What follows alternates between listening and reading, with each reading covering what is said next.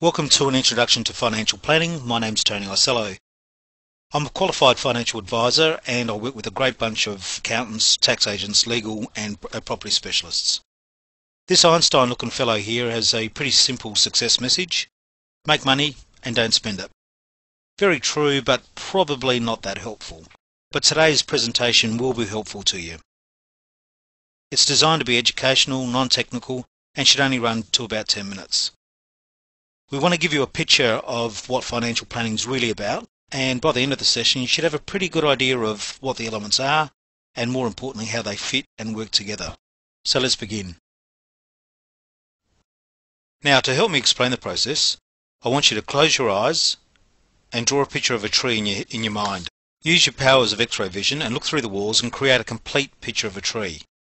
Once you've got that complete picture of a tree from top to toe, hold it and then open your eyes. Okay, here's mine. Here's the top of my tree, and here's the toe of my tree. Financial planning's a bit like that tree. Sometimes we see the top bits, but there are other parts just as important below ground. Okay, let's have a quick look at the top of the tree. Each investment option is different. It provides different results at different times according to the nature of the investment and your appetite for risk.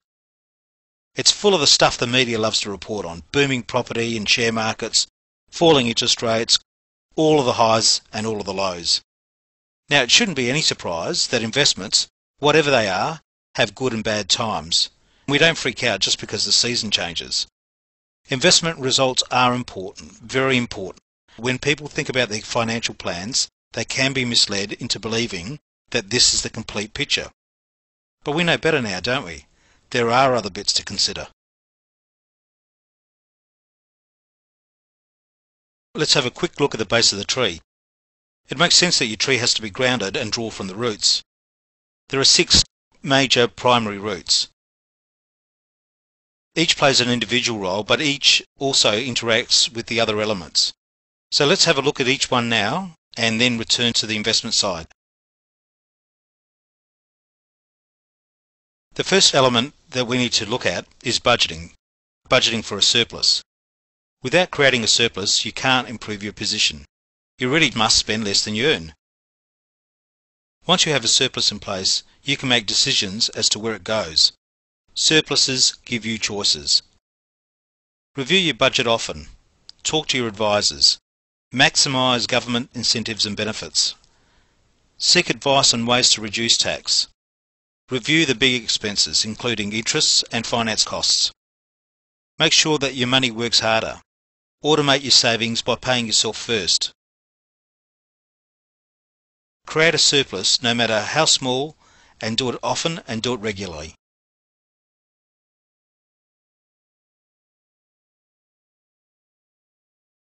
With a budget in place, you might also want to consider a no-touchy emergency fund.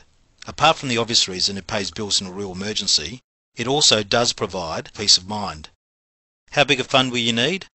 Depend on your circumstances. Do you have regular income or does it vary from week to week? Look at your spending pattern. Is it high and regular, sometimes known as kids, or can you live on the basics, just bread, milk and water? Finally, how do you create it? How do you create such a fund and where will you hold it? And if you can't create a fund easily, perhaps you'll want to consider some advice in that arena.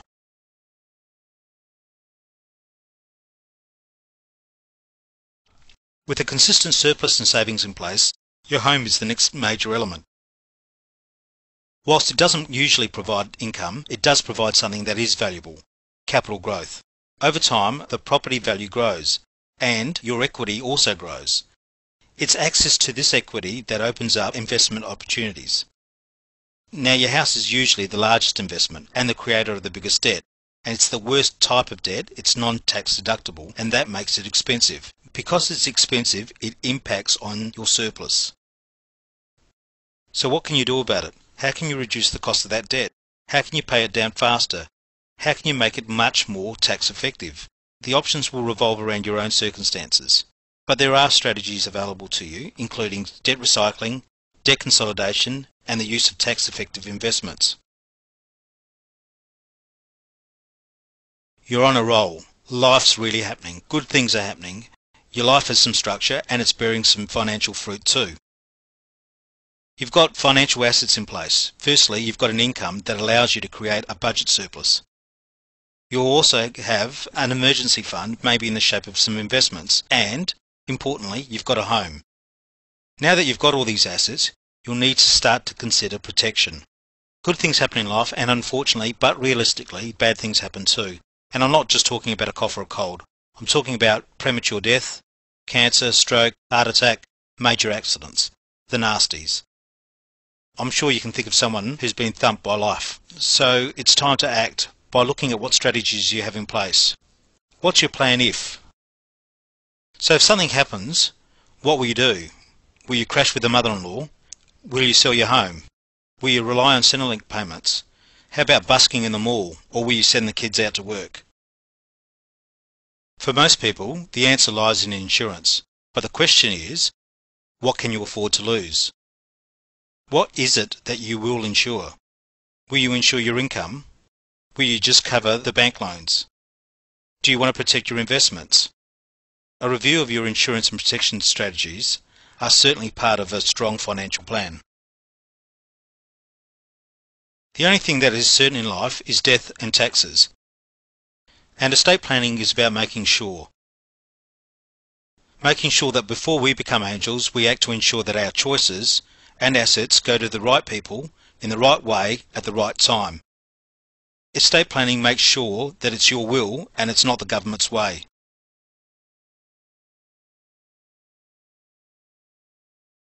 So you know you can't take it with you, and that means you're going to have to take some steps to protect your family. Things like getting a will, making sure that you've got powers of attorney in place, perhaps looking at superannuation nominations and understanding the tax implications of your decisions. All part and parcel of good estate planning. Provided we haven't died prematurely, one of our goals, of course, must be to plan for our retirement. Retirement means that we've stopped working and our income has stopped, but our expenses keep going. People are living longer and we could be retired for up to 30 years. So our investments, including superannuation, become very, very important. Retirement planning becomes more important as we get closer to retirement age. However, we still need to address the questions. How much will we need? How much should we put aside now? And will our investments do the job for us? Now let's focus on our investment tree. There are obviously different options with different payoffs and returns and different risks attached. Low-hanging fruit is easy to reach but not as big and maybe not as tasty as fruit higher up the investment tree. Fruit at the top of the tree is harder to reach, so we'll need to be a little bit more careful, even though it is potentially more attractive. The fruit you desire has to be relevant with your goal and your appetite for risk. The higher the risk, the better prepared you must be. You may need to be more patient. You certainly should look to protect those investments and also protect the cash flow that feeds them. It's vital that you understand exactly what you're investing in and how that investment works. They can be complex, so ask questions.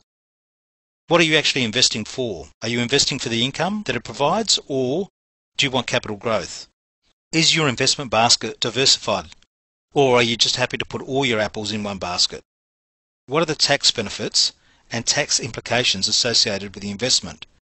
Do you want to control the investments, or are you happy to have somebody else manage them? And if they are going to manage them, what sort of manager are they?